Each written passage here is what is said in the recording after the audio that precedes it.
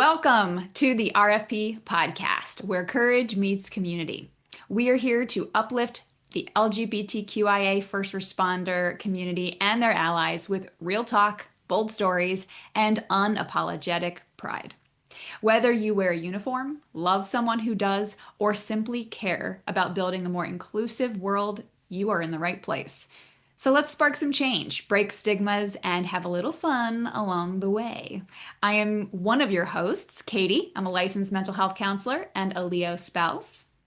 I am your other host, Nicola. I'm an EMS lieutenant and president of Responders for Pride. This episode is going to kick off our Spotlight series, where we're going to shine light on the lived experiences, leadership, and resilience of LGBTQIA voices in the responder world. From the front lines to the home front, these stories are raw, real, and ready to inspire. With that, I'd like to welcome our guest, Captain Amy Miguez from the Annapolis City Fire Department. How are you today? I'm very good. And I'm with the police department. I Just said fire. that's okay. Some Yeah. would consider it a promotion, but I would because I'm in the fire department, right? There's that 2 points. Yeah. yes. Thank you I for agree. being here and taking the time out of your busy life to chat with us. Yeah, well, thank you for having me. I'm happy to talk about this, these issues, this topic, to anyone. And I'm happy to raise awareness of the community in first responders. Yeah, well, Amy, you were one of our kind of kick-ass participants for our Ignite conference early in May. You came and shared about your allyship and the experience that you've had in the Annapolis Police Department, just building some scaffolding, some structure around more affirming and inclusive culture. So thank you again for that because that was incredible. Well, thank you. I think that it's important for allies to be out there so that it's easier for the community to feel included, but also to speak up when they need to. I think by us speaking up as allies, I think it makes it easier for the community to speak out. Absolutely. I our last our well so our prior guest Sarah Corrigan said this amazing quote of like if and I don't remember it verbatim, but it was basically like if you are an ally, if you are a true supporter of the LGBTQIA community and you are not getting hit with stones, then you are not standing close enough Right. kind of thing. And that was like so resonant around like that message that you just highlighted that it's not just about saying you're okay with queer people. It's action oriented as well. Right. How can we make our policies more inclusive?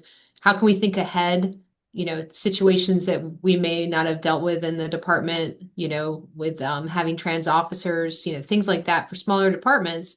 Like, why don't we think about those things and plan for them before they happen? Because they certainly will in the future. Absolutely. I mean, and that's great because there's a lot of departments that don't have resources or anything for transitioning within the department, right? And there's a great organization, it's called TCOPS. They help with police officers that are transitioning while on duty and things like that. Great resources. But they've had trouble getting into departments to kind of help. It's more individualized. So when people are coming, they're going to that organization in order to how to transition in the workplace instead of being able to be like included in the department and the department helping them. So that's an amazing like process to keep moving forward on, right? So Yeah, and I have a little experience. We've had city employees who've transitioned, and the city's actually taken the step of hiring, like a consultant to help the city through that change, so that the person themselves don't have to be their own advocate and kind of spokesperson for themselves. There's this group that's been hired to help people handle the transition in a professional way. So I'm curious, maybe to kind of really kick off a more in-depth conversation about you, Amy, and your experience. What I'm interested in what drew you to law enforcement, but then also what ignited your passion, your willingness to start really being that vocal ally that queer officers need in your department? So law enforcement itself, I grew up in a military family. My dad was in the Air Force and we moved around a lot, and I always felt really happy to be in a family like that, that got the opportunity to move around, to see different places, and then also have a dad who, served in that way in uniform. A bit different since he didn't he wore a uniform without a gun, which now I'm like, whoa, people wear uniforms and not I would say that growing up with him definitely was a role model for service and uniform service. And then my mom raised us, and then she went back to school when I was in grade school and got her master's degree. And so I had another good role model of a woman who could, better herself through education, get a good job, so, support, be professional, um, and was, my family was always very accepting of people, I guess, is the environment I grew up in.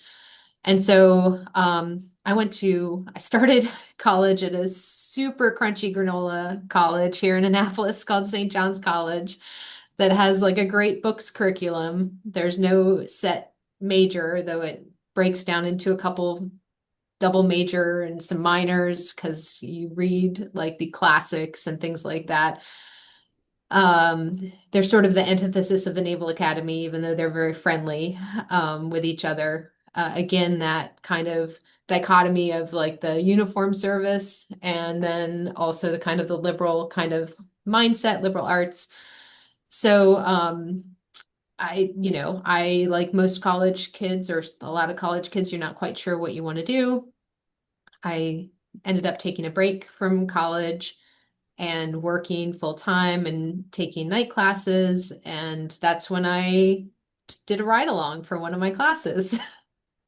Then I got really interested in it. I think, probably you see with all the Netflix shows on true crime, like everyone can get obsessed with that kind of thing. And my interest was a lot like criminology, and then criminal justice, doing the ride along and meeting the officers. I was really inspired by them. Like it just that I did the ride along with Annapolis Police Department, and um, people were just really nice. They really wanted to help people. Annapolis is a complicated town. There's a lot of ways to help. So uh, I got the bug. I became a dispatcher and then I became an officer. Um, and I really think that it was the community that I found at the department that is what led me to take this role as our liaison. I always, as a female officer, I always felt welcomed in the department. I know that's not everybody's experience. Even here in Annapolis, when people come from different areas, they have different experiences than me, but I certainly always felt welcomed. And obviously, as someone who's become a captain, I've felt that it hasn't held me back, being a woman in law enforcement. So I would say that it's really the environment of the department that encouraged me to be more open about, my own, um, allyship with the community. And then the opportunity came with Jeremy and Annapolis Pride, and I jumped on it. Wow. So, uh, as I'm listening to your story, um, it sounds like there was just like these really pivotal um, figures in your life, mentors in your life, and you were just kind of sponging it up and kind of just very, I find it to be a very natural, organic way of carving a path. I refer to mine as the detour. like I took the detour, but every single offshoot of that path was necessary to get me where I'm at today. And it kind of sounds like a little bit of yours as well, with just kind of letting this almost, it sounds like almost intuitive journey take you to this point today, and that you've had a lot of support, whether it be from your parents or now with the department, that has helped support you in kind of finding this space to where you feel comfortable and safe Yeah. to be this ally that you are.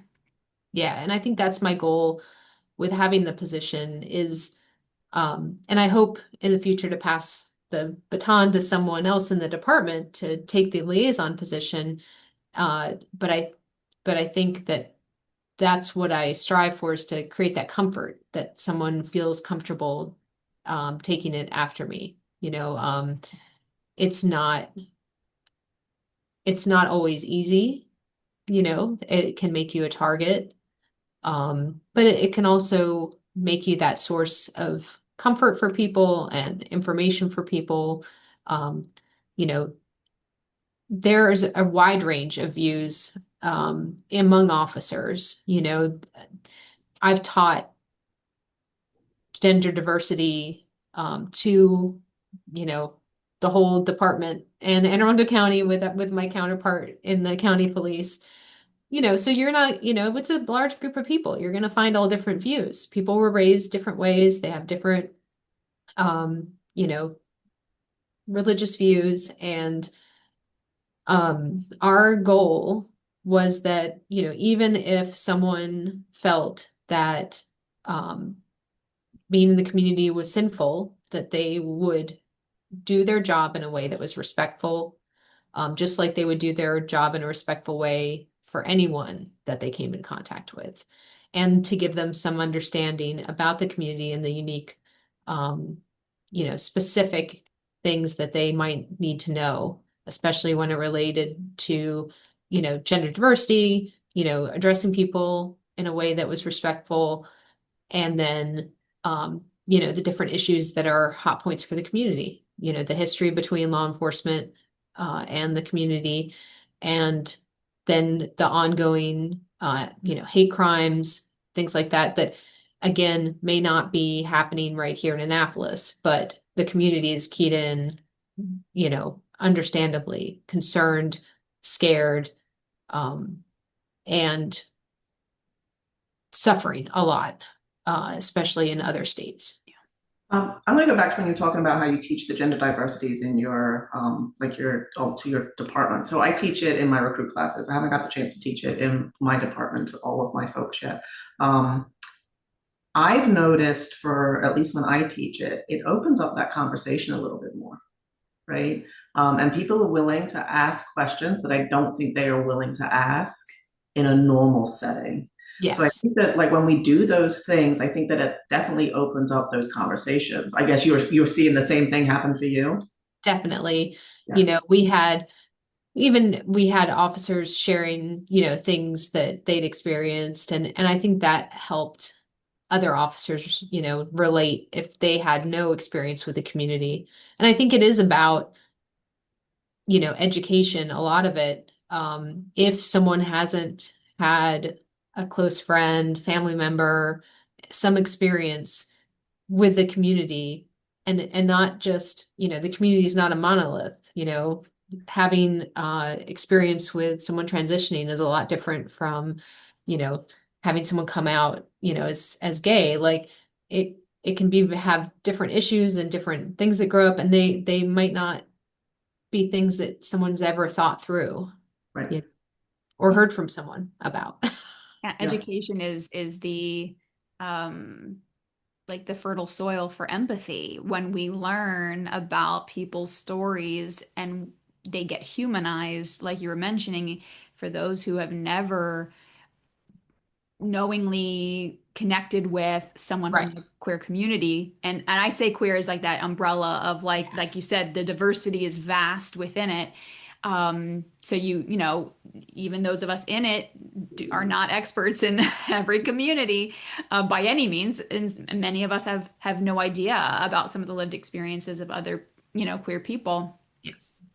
But it's all about building that sense of empathy that we don't have to, they don't, the opinion of people's identity matters less than understanding a mutual sense of empathy, of humanity. And the education piece is really, really critical in that generally, but also like right now, more important than ever, given what we're kind of dealing with on a cultural level.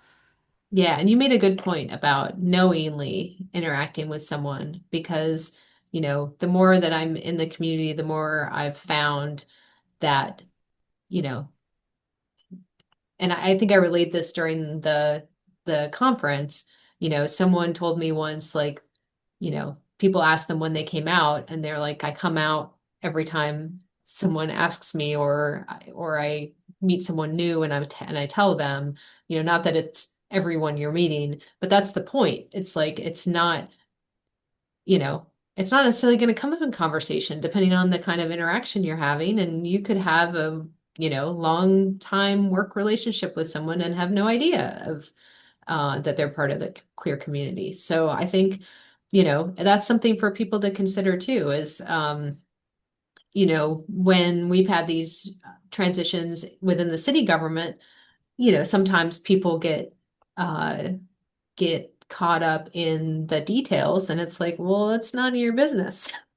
Mhm. Like you basically need to know how to address the person and that this is, what's happening now. And really that's all you need to know. But, if you want to educate yourself about the community, go for it. But that's, those are not the type of conversations that are appropriate to have at work. But it does highlight the othering, right? Just the othering of the Yes. queer community, and just of any community, they're deduced to these kind of bullet points of, you know, what's going, who do you sleep with? What's going on with your body, right? And we wouldn't ask that of anyone else, but that's what a whole people have been deduced to, and having these conversations and doing the trainings that you guys are doing is like essential for breaking some of that down and actually filling in the gaps of like, oh, this is a whole human being. We could just say, how are you? What's it like for you at home? I mean, we could take some time to get there if we're coming from that place, but it's possible. Yes. Yes. And I think sometimes women have a good idea of being, reduced down to, being a mother and going through pregnancy and, people ask you all kinds of questions that they think they have the right to ask you because, you know, Yeah, I agree with that, and they do because I mean I had twins, so the first question that comes with that is, well, did you go for fertility treatment? And I'm like, I mean, I did because I'm gay, but why is that the question, right? right. Yeah, so yeah, it's Yeah. very, yeah, it can be very, like you said, deducing. Yeah. Let's get a little bit more about your time as like a police officer. Has there been a moment that you've been like extremely proud of in your job? I think it's when, well, we recently had an incident in Annapolis where a pride flag was pulled down. Mhm. Mhm. And immediately, from the first moment that, I was hearing about it, it was the officers were very clear, like, this is a hate crime. This is how we're handling it. It wasn't kind of like, well, how do we know he didn't just pull it down and that's kind of almost besides the point, right? And so I think that made me really happy that without me reviewing reports and going through and being like, hey, did anyone think like this should be classified this way? Like, it was already done. It was already charges taken out. It was already, settled. So I felt really happy that, And I didn't take that as like, oh, I'm doing my job, like people are educated. It was more like we have some really good officers that are thinking about things in a bigger picture. Because I've had questions from the community about, you know, what do I do if I don't think the officer's taking it seriously? And I tell people, I said, say the words out loud.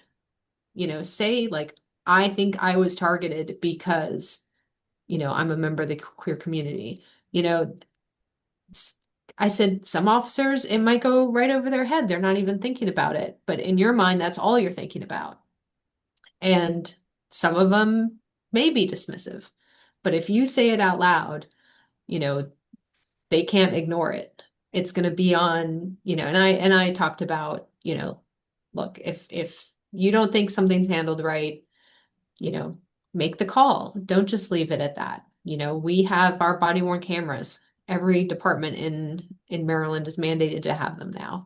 So everyone can make a complaint, and you don't have to make it to the police department. You can make it to the county com, citizens, board. Like you don't have to make it. So there are things that Maryland has done, I think, to make people more accountable and to make it more transparent about what's happening.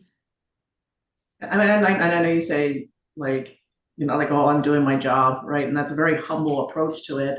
But and again, because of all of the Annapolis Police Department and allowing you to be in this position and allowing you to be able to have those trainings and to do that with that officer, that really does open that up for those moments, right? So I know you say that it's not part of doing your job, but it's yeah, I can see why that would be a proud moment because you know that your department is doing it right, right? Yes. And Yeah. that's that moment of yeah. Yeah. There are many legs to the table, right? Like it's you doing your individual due diligence. It's the department that you work within that's showing that promising change and that shifting culture. It's also, the community, like you were saying, encouraging the community if they feel capable to speak up and to say, "Hey, I don't think you're getting what I'm saying," or like, "I don't think you're understanding like grasping the situation the way I Yeah. see it." And like all of that comes together to really prop up the change that I think you guys are trying to make, that we're Yes. all trying to make. Yes.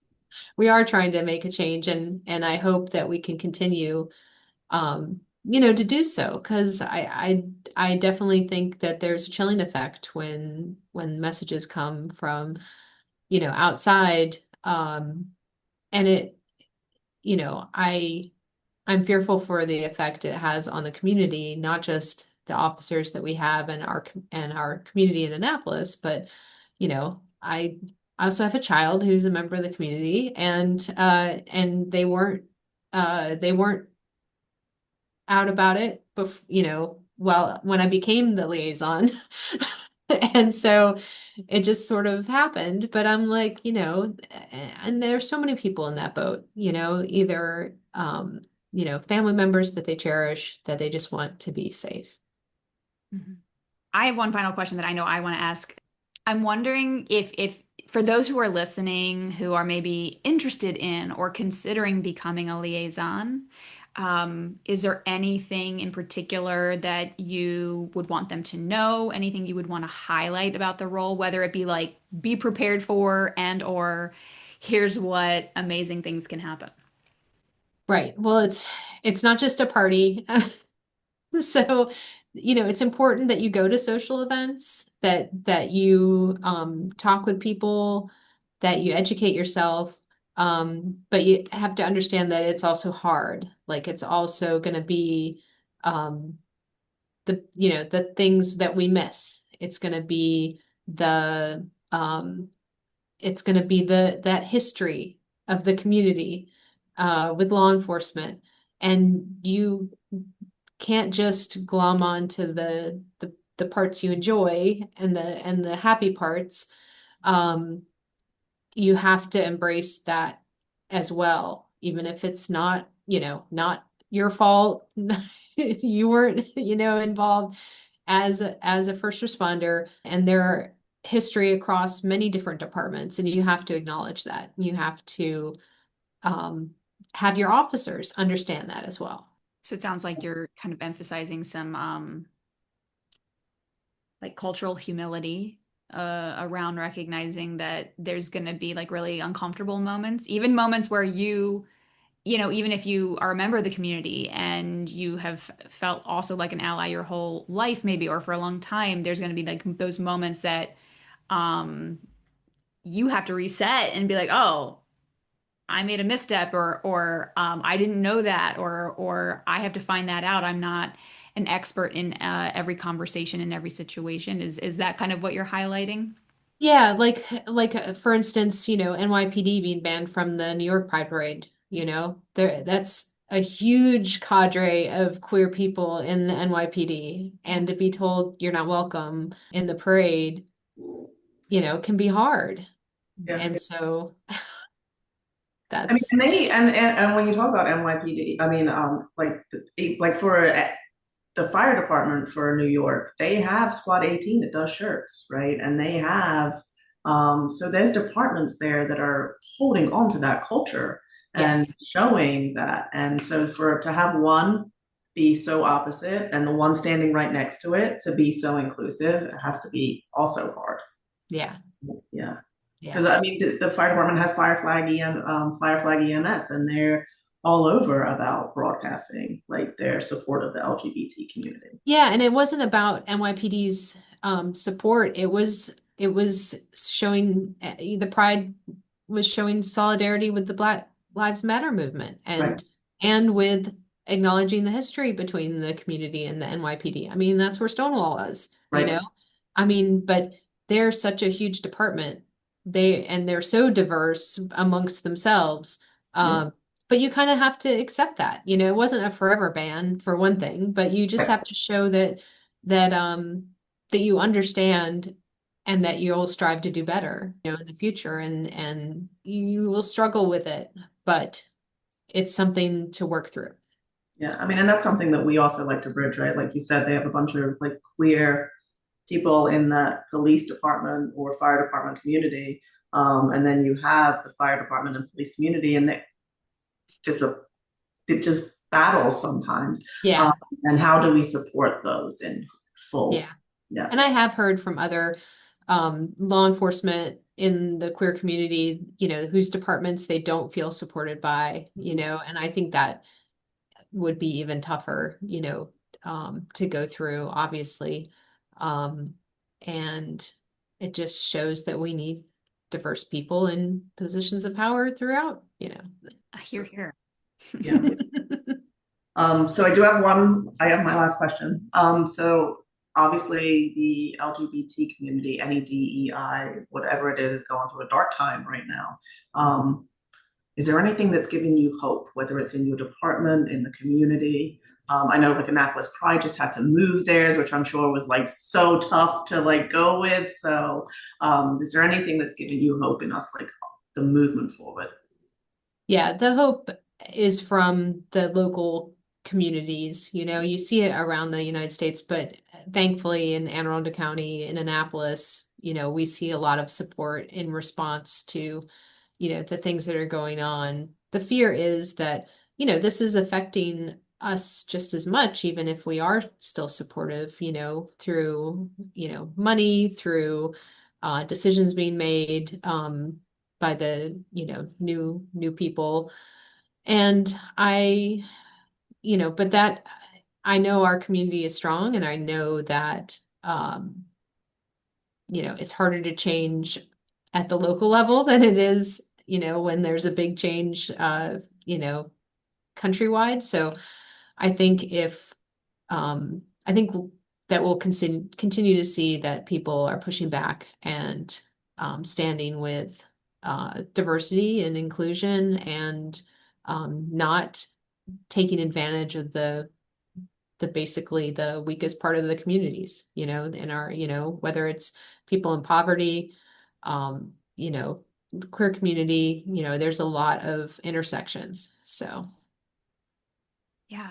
It that kind of resonates with me in the sense of when I have conversations with my wife, um, and kind of her as the energy around her department and what she trusts in terms of how they're going to operate versus how, I think that there's a general misnomer that that there's like this direct line between the top and then like local municipalities, and there is a line. It is all connected, but I think it's less direct than Yeah. we assume, and that there is a capacity for local government and local, you know, departments to operate with some sense of autonomy, um, that, allows there to be an ongoing commitment to solidarity, an ongoing commitment to DEIA, continuing to do trainings. And yes, there might be consequences, but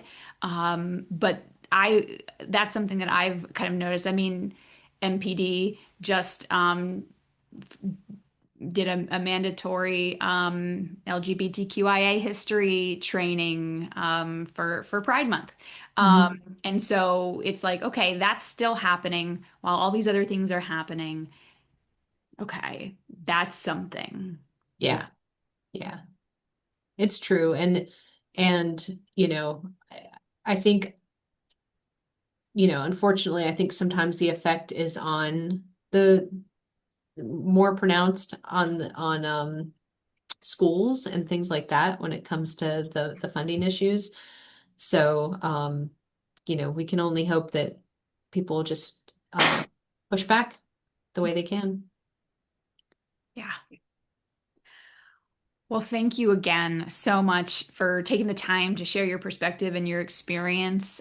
Is there anything that you would want to leave us with today? Any kind of point of insight or inspiration? And no pressure. If you're like, no, I'm good. I'll just cut this part. So no worries. I would just say, like, for any allies watching, like, think about what you can do in your department, to support the community in a way that, um, they would want, like in a way you're not putting more of a burden on them, but think about how you can be more vocal, so that they don't have to always be the vanguard, if you think there's changes to be made, and do what you can do.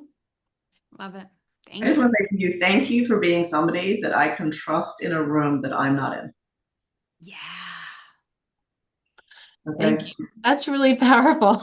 Yeah. So, because I think when I think of true allyship, that's what I think of. When I'm not in the room, do I have somebody in there that can defend me? And I feel that from you. Well, So thank I you. just want to thank you for that. Thank you. And I think that my thing is collaboration. So, like, having those conversations with you ahead of time, right? And trying to think things through and knowing I don't have, the ultimate perspective. Yeah.